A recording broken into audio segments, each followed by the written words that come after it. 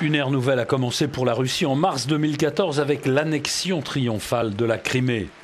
Pour la première fois dans l'ère post-soviétique, les puissances occidentales ont imposé des sanctions à la Russie. Appliquées aux particuliers au début, les sanctions se sont durcies avec le début de la crise en Ukraine orientale et le crash du Boeing MH17. Les marchés occidentaux des capitaux ont coupé leurs liens avec les entreprises publiques russes et les banques. L'économie russe avait déjà ralenti avant le début de cette crise, mais le ralentissement s'est accéléré avec le facteur Crimée et les sanctions qui ont suivi. Le pétrole est le poste le plus important des exportations russes. Son prix a baissé de plus de 40% depuis le mois de juin et le rouble a perdu la moitié de sa valeur en 2014 contre le dollar malgré les efforts de la Banque centrale russe. Des millions de Russes ont perdu leurs économies en roubles en 6 mois. La consommation, principal créateur de croissance de ces 10 dernières années, est en chute libre. Les capitaux fuient le pays à cause des sanctions et des prix du pétrole, comme l'a reconnu le ministre des Finances, Anton Silvanov.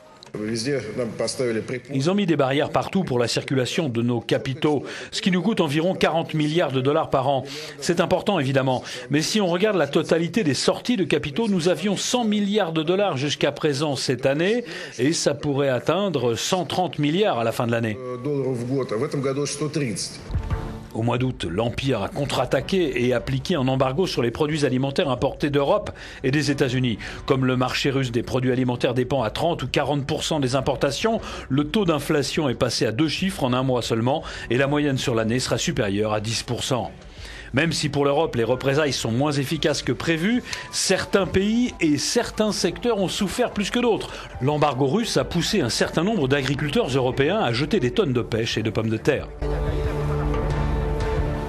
Les vieux arguments sur le gaz reviennent dans le débat. La Russie, qui est le plus important fournisseur de gaz de l'Union européenne, se rapproche d'un nouveau partenaire, la Chine, et ostensiblement abandonne la construction d'un nouveau pipeline qui était supposé apporter le gaz russe à l'Europe de l'Est et du Sud. Il y a encore de la place pour de larges relations commerciales entre la Russie et l'Europe. Tout dépend, affirme notre expert, de l'environnement politique. Nous devons arriver à un nouvel ordonnancement dans cette région qui se situe entre la Russie et l'Union européenne pour finaliser les lignes de frontières, les différentes questions de souveraineté, etc. Et nous pourrons construire sur cette base.